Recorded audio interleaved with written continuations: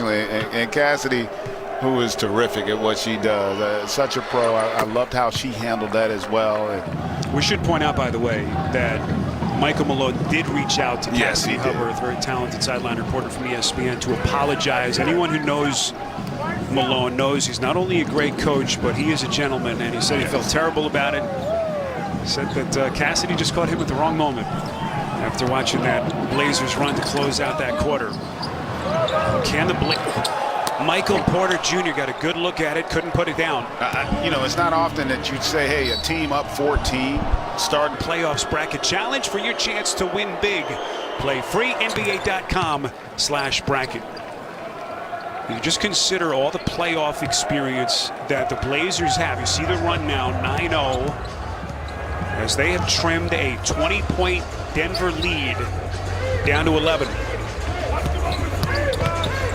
Morris steps on a dime and sticks it. That is a huge shot by Morris for Denver, who has not been really sharp here to start this fourth quarter. Let's see if they can up the ante defensively. Powell trying to create. Goes right to the basket. That was a strong move. He is so explosive on that straight line drive. Was not to be denied. Powell having the best statistical season of his career. First 5+ years in Toronto. You could also maybe come with a Derrick Jones Jr. or someone else for the next couple minutes. Chess match continues between Stotts and Millsap. Lillard had 8 threes in the opening half. He has 1 since. Can his scoring game again take off? Ton of time left, 9 and change. But right now, Denver in command, up 15. Morris has been terrific, not that time. Here's Lillard into the corner. Powell, contact. This will be on Millsap.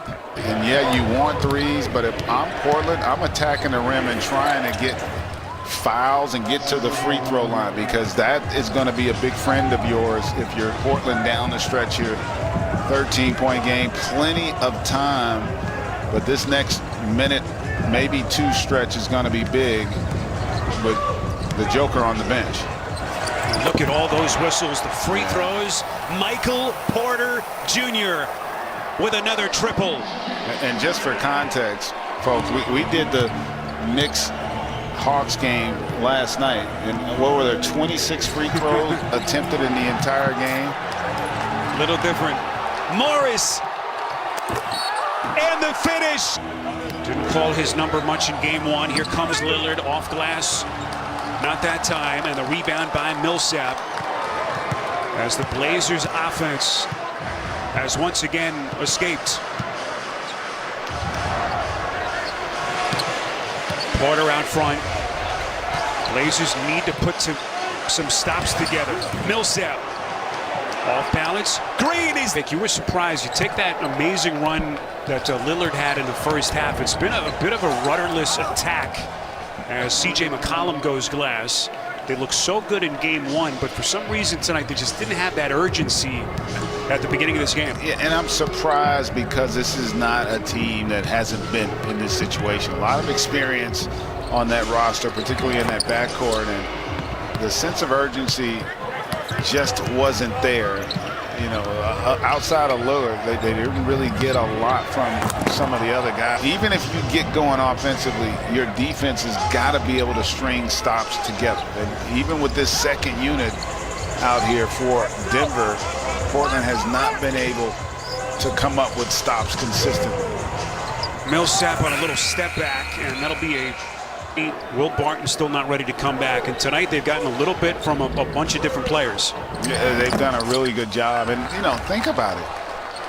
Lillard's got 40, and at this point, Portland still doesn't have 100 points in the game. So defensively, they've also done a much better job. Remember, 123 points they gave up in game 1, and so they have brought it on both ends here tonight.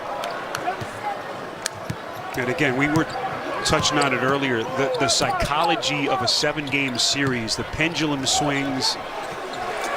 We're also quick to think a series maybe is headed in one direction. as Denver has answered the bell so far here in game 2. Jokic, offensive rebound. From Covington. 32 for Jokic. He's got 8 rebounds. Damian Lillard just 8 points. Such a game to marvel at. Yeah, the other thing that not enough people talk about, he played in all 72 games this year. No nights off.